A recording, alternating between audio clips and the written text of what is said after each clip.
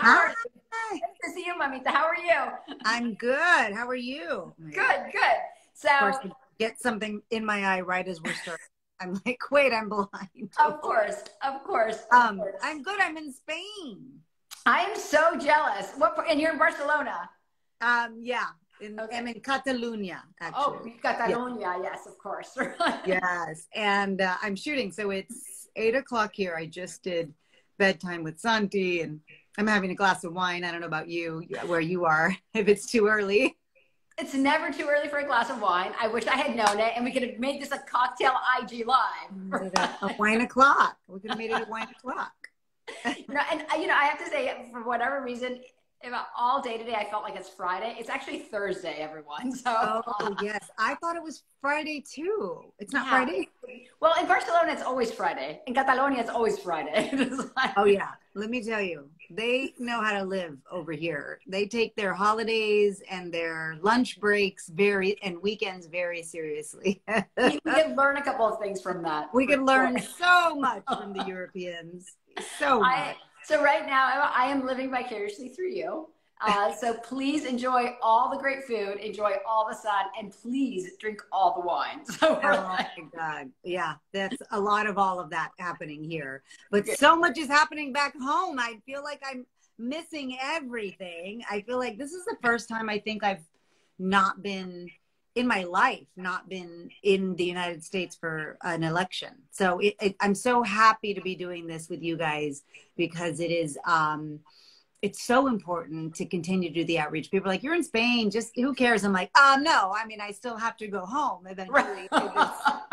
To a democracy. You want to come home to a democracy that we have to save. So I'm trying to do every night. I have a Zoom or an IG live about the elections. I just did a bunch of stuff for Nevada. I did some outreach for obviously Florida. I mean, I'm still here, y'all. I'm oh my God, trying. And thank God you are. Like, honestly, like if everybody just did a fraction of what you would do, we would not be having this like emergency on the elections today. So I mean, I'm so glad we're talking. You're one of my favorite people to talk to about this. It feels like you have an answer for everything. And so I'm always like, Maria Teresa, please tell me what's happening. What are we doing? Yeah. And tell me. No, I just feel like it's always the last minute rush, specifically with the Latino community. Somebody comes and knocks on our door 3 days before an election with a taco truck.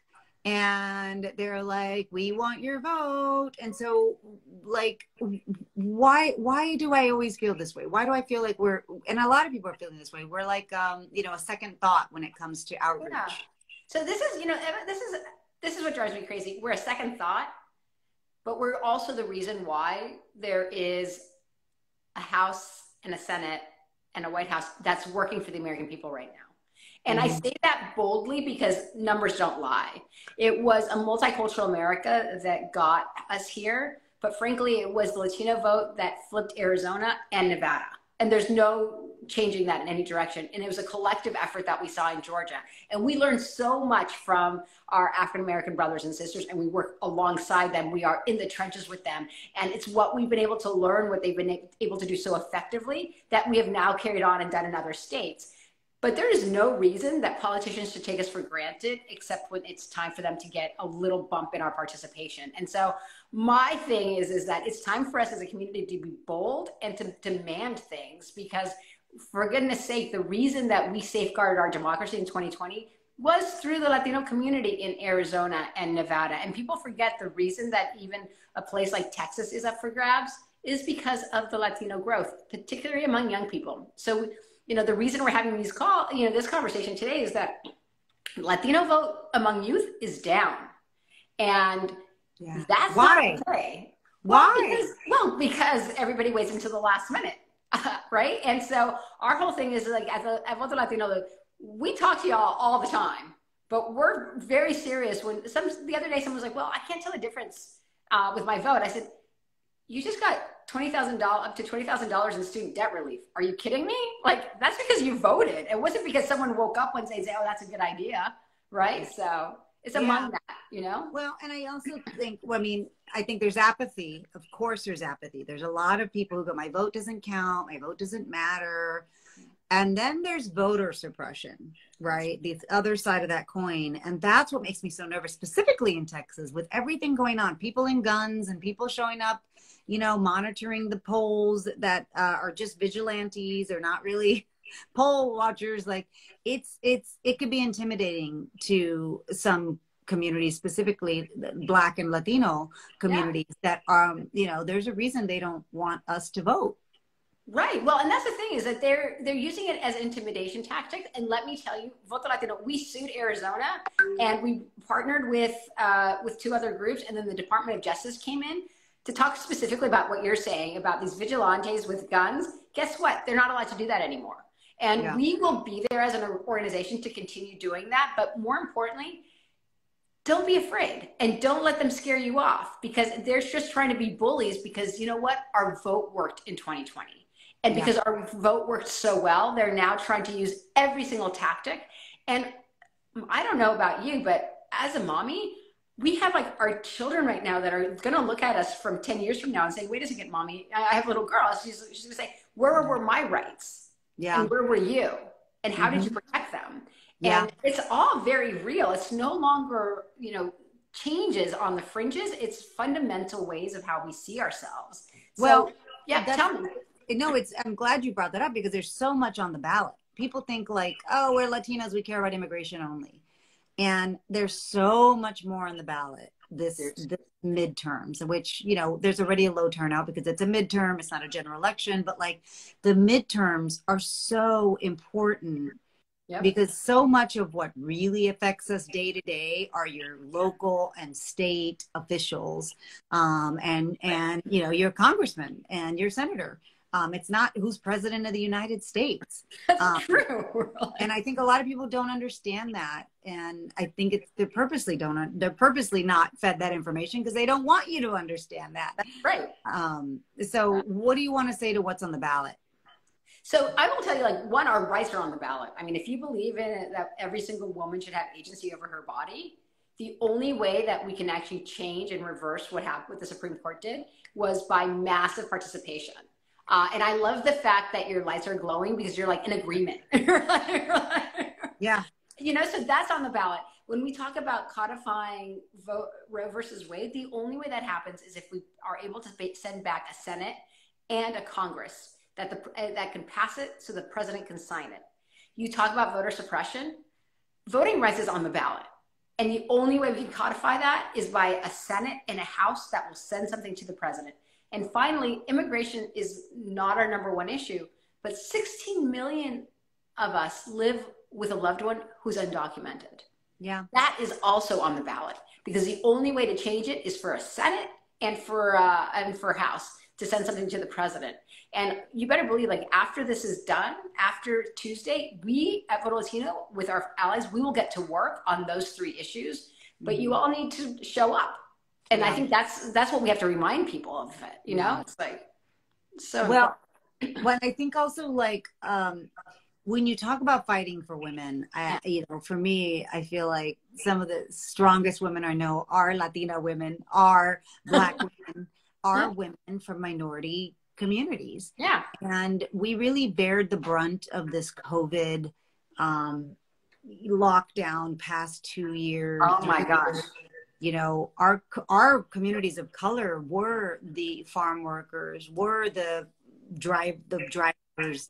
We were, you know, our communities were the ones that kept produce in the stores so you could go and buy it. And healthcare workers, you know, a lot of African American, a lot of Hispanics were healthcare workers right on the front lines. A lot of us were essential workers. And so when you think about your fighting for women's rights, like, our community is intensely affected by policies.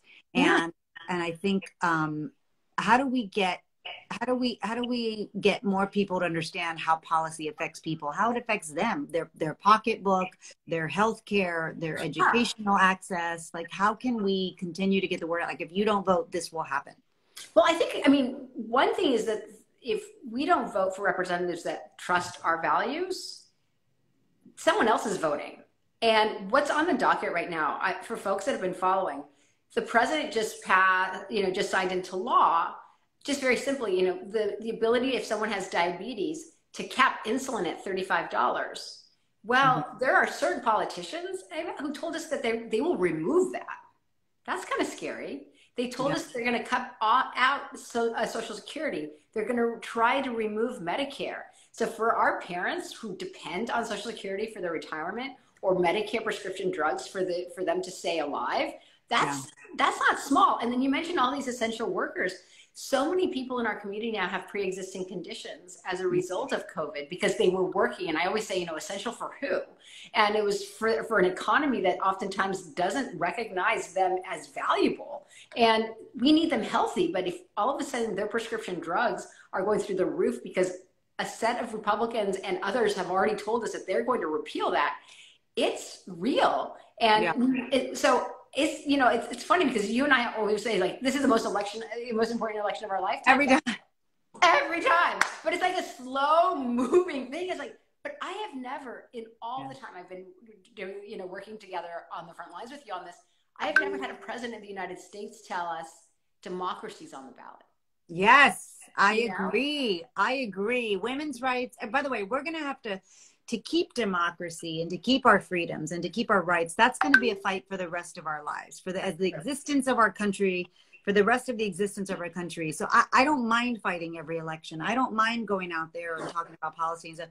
But what I mind is the integrity of democracy is on the line. And if certain powers take over and change the way in which elections are seen and accepted, we're going to be in trouble. I mean, because then, by the way, that next election doesn't matter if you're going to show up, because that's when really your vote won't count because it's going to be suppressed. That's exactly right.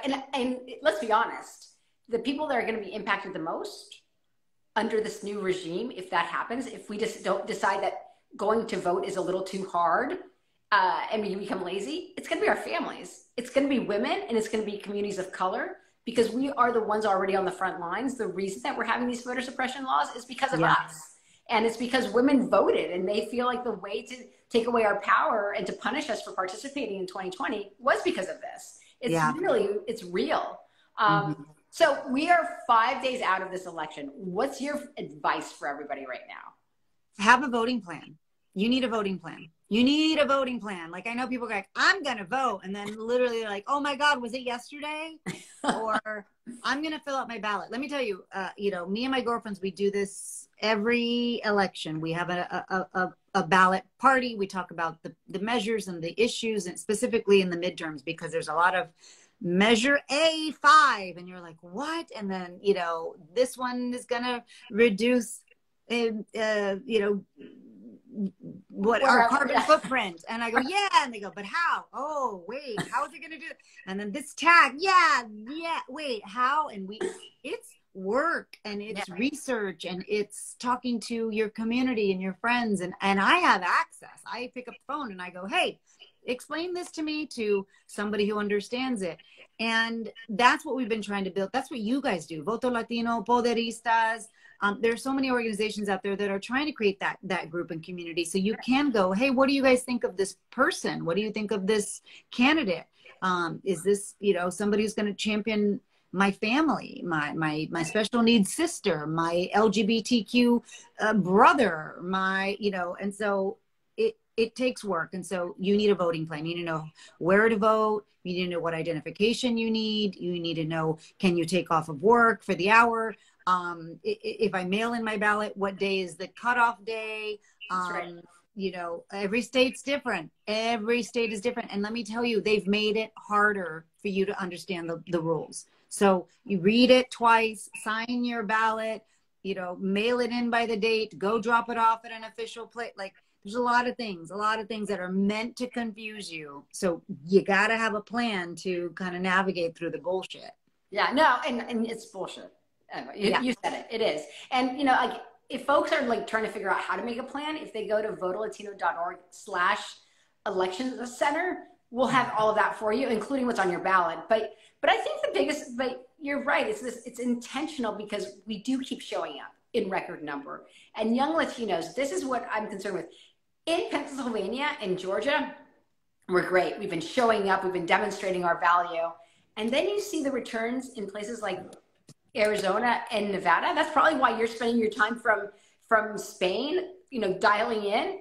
We're not showing up yet. And Yeah. we still have time, and we need to make sure that we show up, because that is why we have our democracy is very much on the front lines in the Latino community. Yeah. And you know, what, speaking of that, what races are you watching right now? What races are you going? Ah. Okay, so I'm very excited with the races. Personally, I think that Mark Kelly in Nevada, we just need people need to show up. And Catherine Mastos, the reason that Nevada talk about Nevada being so historic. The first Latina senator only in American history. In American history. And I will tell you, I will look at you, Nevada, if you let her go. I will literally say you broke history. Eva, you and I will come there together. And the other one that I think, you know, you tell me, yeah. Right? She's fantastic. She has been on the right side of every issue, fighting for dreamers, fighting for LGBTQ, fighting for our environment. Like, she's like, what is happening? Mark Kelly, I just love. I love Mark Kelly. He's a wonderful. I'm watching the governor race in Texas. Yeah. Also the attorney general. And the attorney general, but I'm also looking at District 15 in Texas, because it's the only competitive district, and it's two Latinas battling it out with two different worldviews. Two very different worldviews. And here's the thing. Yeah. Here's the thing. It was the same thing that happened when people go, well, if you're pro-woman, why aren't you voting for Sarah Palin? Right. So I'm not saying just go vote for the Latino, because that's a good case right there in that district in Texas. Yeah. There is a woman, there is a Latina, and she's a Texan like me, and we don't agree on anything, on any issue. So vote your issue. Yes. Vote your issues. You know what I mean? I'm not saying go vote for all Latinos. I'm saying go and really understand who has your back. Right. And vote for the folks that can't vote, right? Like, who will pass that immigration reform, or who will make sure that kids have the education they need. And then I think that sometimes you're right. Like, we get confused. It's like, that's not what we're advocating. We're actually advocating for vote for people who are your values at the end of the day, who are safeguarding democracy. And the other race that I'm watching that I think that is going to be very close, and Latinos are going to help determine it, is the one in North Carolina with Beasley. Yeah. I think that she has an incredible shot, and she's also someone that's been completely under the radar, but she has done a formal race. So I don't know. I think that there's a lot of great candidates, but more importantly, my whole thing is like, we don't need new candidates in some cases. Like Nevada and Arizona, they're fantastic. The incumbents, let's just do a little bit more of that. Yeah. Yeah. And that, and it's so funny because there's a lot of women on many ballots that aren't protecting women's rights. That's what, you know. So can I ask you, so what do you say to that? Why, I don't think I can curse that much on this thing. I'm like, it makes me livid because I really don't understand it. I don't understand it. I feel like the partisan politics has made nuances so gone. Like, there's no nuances with, like, you know, this or that. It's if you're a Republican, you must do this, and if you're a Democrat, you must do this. And I think that's, you know, when you toe the line of your party, regardless of your own views and values and gender and sexuality, that's odd to me. And also, what makes me really upset is people in office who are not representing their oh my God. Yeah, no, it's late. Constituents. Constituents. Yeah. You know, when 80% of women in the United States wants a choice, you know, that they're, you know, nobody's pro-abortion. We are pro-choice. It is our choice. Nobody that I know that supports Roe v. Wade is pro-abortion. They're not like, abortion's for everybody. They're saying it's my right to choose if I want that. And 80% of women in the country agree. That means there's a lot of people in office who are going against what their constituents want. that's what makes me really upset, is like they're in office for power, they're in office for fame, they're in office for all the wrong reasons. And they want more Twitter follower. I don't know. Like, get out of the way so that we can continue to protect our communities. Well, and I think you said it. I mean, and the way to get them out is by everybody voting. Like that 80% of women have to vote. The women that basically are in these constituents saying this person, because and it's normally a guy, does not align with my values. Well, get your sisterhood together and go vote. And to your point, make sure that you have a plan, because they don't get to office by accident. Sometimes it's highly coordinated, and sometimes it's all this. Oh, my daughter just walked in, speaking of which.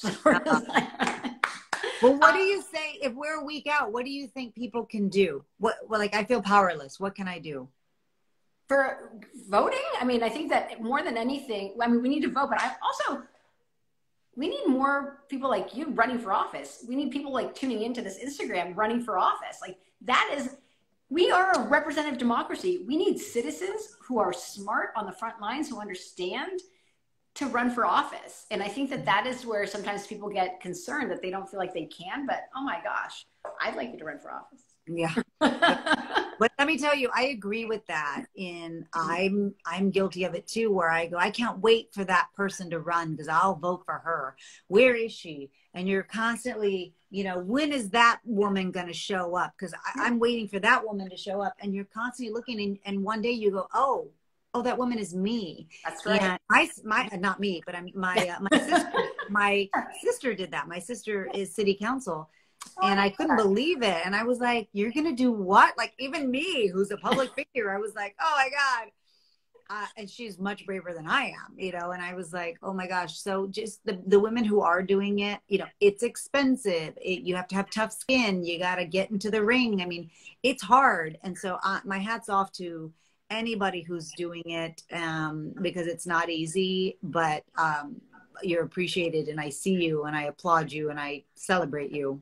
Well, and I think that for folks that are interested to run for office, they should go to an organization. It's called Run for Something, and they'll teach you all the things in order to run an effective campaign, from city council all the way to the school board. But you said something earlier, I think, about that I think really applies to Latinas and to women of color in general, is like, we were born to fight. We have tough skin. And so politics is actually made for us. And what we need is your all's representation, because the only way we change the equation is by seeing ourselves at that table. And I know that, and it's wonderful to, I didn't know that your sister was in the city council. That's fantastic. In Texas, girl, in Texas. She's in it. She's got like callous skin at this point. She's in it. But you know what? I'm so happy that we have these conversations, even, if we're preaching to the choir, you make a difference. Everybody makes a difference. And, I had my ballot sent here. I filled it out. I turned it in. Like, I was, going, there's too much at stake. There's too much at stake. And you're right. It's democracy. It's democracy. No matter what issue you're on, how you're going to decide those issues is what's at stake right now. So Eva, thank you so much for taking the time from Spain to have this conversation. Folks, listen to Eva. She's saying that if you show up and you turn out, you help save democracy. And that is not small. Yeah. What we keep saying is true. I've never heard a president have such a very sobering conversation with all of us last night. And he said democracy was on the ballot. And if you've been watching what happened with the January 6th committee hearings, he's not kidding. And so please, please, please, everyone, make a plan. Go to votolatino.org/election center. A shout out to Defend the Future and all of our colleagues from March for Our Lives, NAACP, Emily's List, Run for Office. They are the ones that have made all the difference. But more importantly, it's people like you, Eva, who use your platform. You don't have to, but you do. And it shows how much you care about our nation, but also to make sure that the folks that follow you and that support you are informed. And that is an incredible gift. Yes. And I do want to say, I mean, like the next week, my feed will be flooded with information. So if you're in another country, I apologize. No, it's a public service announcement. That's what you're doing. You're right. Yeah. Sorry, guys. My feed will be mostly about the elections the next 2 weeks. I warn you in advance. In the next week. It's a week away. So I want to remind everyone, Election Day is November 8th. And so, you know, early voting's already begun in many, many states. Nevada, you're still in early voting, so get out there. And then if you don't, November 8th. Thank you so much. Enjoy. Bye-bye. Have fun. Bye. Ciao. Thanks, everyone. Bye-bye. Ciao.